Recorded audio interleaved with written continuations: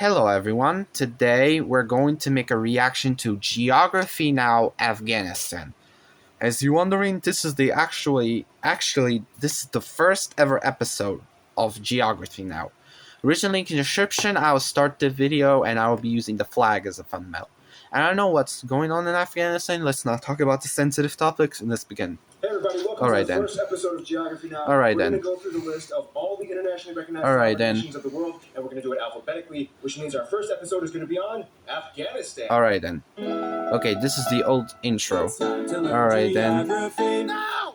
That's the intro song. I hope you liked it. It's good intro.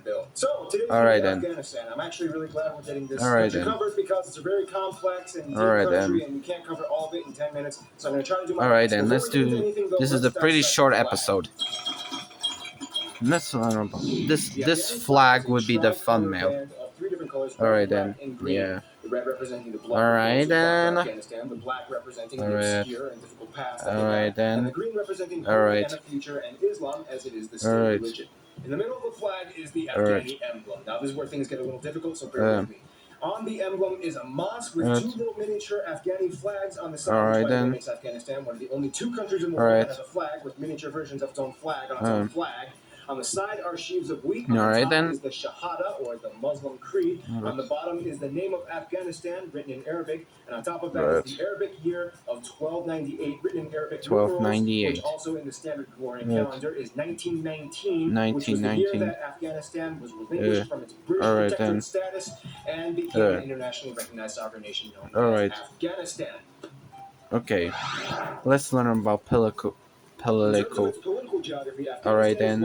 In the Central Asian region, right here. 6 other countries, technically 7 if you consider the Jammu Kashmir region part of India. Pakistan will tell you it totally is not. We'll discuss that in another video. Now, Alright then. The shape of Afghanistan, it just kind of looks like a big amorphous blob in the middle of nowhere. But then when you look at the northeast, you start to see this long, narrow stretch of land that kind of reaches out into the China range. You might ask yourself, why does Afghanistan have that long panhandle? And the reason why is kind of technically because England and Russia. See, back in the 1800s, the British and the Russians were competing against each other to see who could advance. Okay, this is the first ever episode.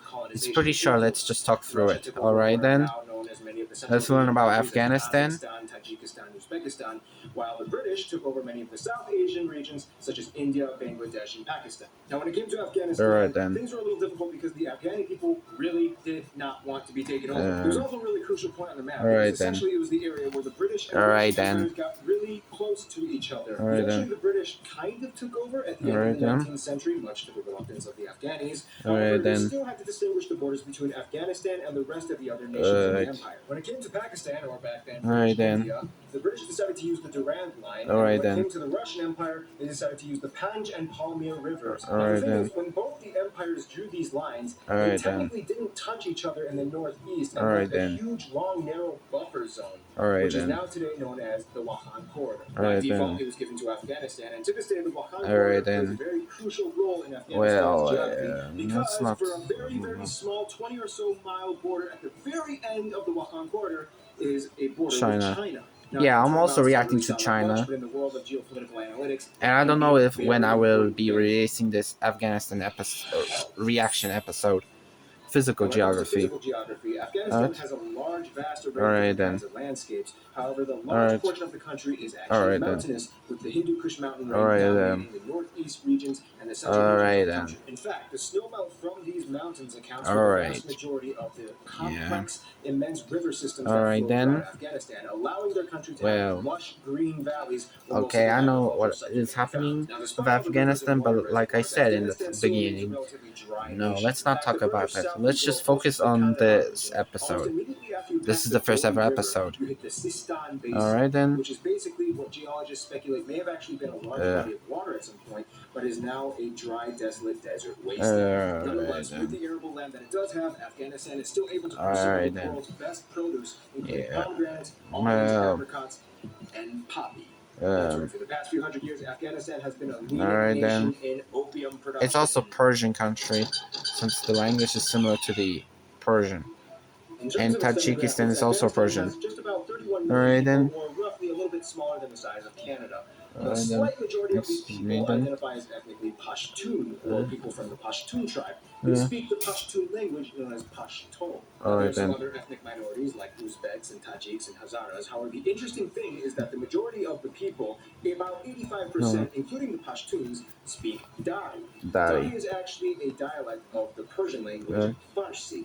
So that means someone who speaks Dari can Yeah. actually interchangeably travel between Afghanistan and Iran Alright. without really having any trouble being understood. And Interesting side then. note, there is one last living Jew living in all of Alright then. Afghanistan. I'm not even joking. His name is Zablon Simitov. He lives in Kabul. He Uh, used to own a restaurant, and he maintains the Alright then. last synagogue in all of Yeah, Afghanistan. let's not The talk local about. there know him just as that one Jew guy. Yeah, let's not talk about that much Which brings us to our about final it. segment, the friend zone. Friend zone. So let's do the friend zone quickly. So, Afghanistan has a very alright. interesting way in how it interacts with other countries. Right. Now, because of the whole language thing, Afghanis and Uh, Iranians have typically kind of had uh, somewhat of a cultural similarity and resonance with each other. Alright However, they then. also have had some controversy. Yeah, Now, let's not Pakistan and talk. India are the biggest business partners of Uh, Afghanistan.